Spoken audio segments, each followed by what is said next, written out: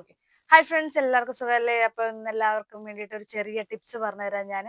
നമ്മുടെ skin care tips ആണ്. Skin ഗ്ലോയിങ്ങിനായിട്ട് നമുക്ക് ഹോം റെമഡി ആയിട്ട് ചെയ്യാൻ പറ്റുന്ന ഒന്ന് രണ്ട് കാര്യങ്ങൾ ചെയ്തിട്ടുണ്ടായിരിക്കും. അപ്പം ഞാൻ ചെയ്ത് എനിക്ക് ആക്റ്റീവായിട്ട് കിട്ടുന്ന കാര്യങ്ങളാണ് നിങ്ങൾക്ക് പറഞ്ഞു തരുന്നത്.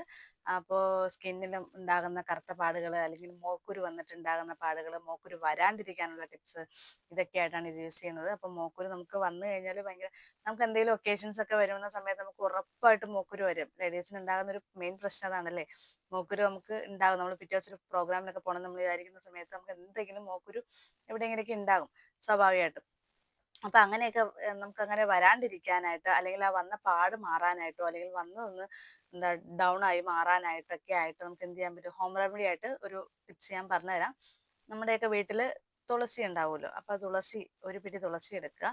അതേ ഈക്വൽ ക്വാണ്ടിറ്റിയിൽ ആര്യവേപ്പിന്റെ ഇല എടുക്കുക. അപ്പൊ നമ്മൾ എത്രയാണോ തുളസി എടുക്കുന്നത് അതേ ക്വാണ്ടിറ്റിയിൽ തന്നെ ആര്യവേപ്പിന്റെ ഇലയും കൂടി എടുക്കുക. എന്നിട്ട് രണ്ടും കൂടി നന്നായിട്ട് മിക്സ് ചെയ്ത് നന്നായിട്ട് അരച്ചെടുക്കുക. അരച്ചെടുത്തിട്ട് മുഖത്ത് അപ്ലൈ ചെയ്യുക. അപ്പോൾ മഞ്ഞൾ ഇടുന്നവർക്ക് കസ്തൂരി മഞ്ഞൾ യൂസ് ചെയ്യുന്നവർക്ക് അതും കൂടി ചേർത്തിട്ട് നമുക്ക് മുഖത്ത് അപ്ലൈ ചെയ്യുക. അപ്ലൈ ചെയ്തിട്ട് ഒരു 10 മിനിറ്റ് മുഖത്ത് ഒന്ന് പിടിക്കാനായിട്ട് വെക്കുക.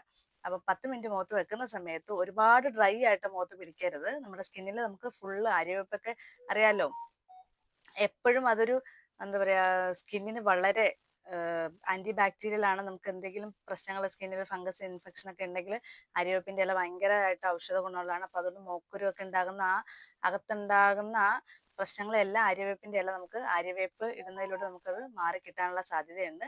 അപ്പൊ അതുകൊണ്ട് അത് യൂസ് ചെയ്ത് 10 മിനിറ്റ് ജസ്റ്റ് ഒന്ന് ഡ്രൈ ആയി വരുമ്പോഴേക്കും നല്ലപോലെ വാഷ് ചെയ്ത് കളയുക.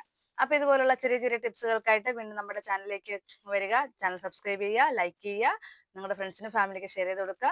അപ്പോൾ സ്റ്റേ ട്യൂൺഡ്. പുതിയ പുതിയ ടിപ്സുകളായിട്ട് വീണ്ടും കാണാം. Bye bye.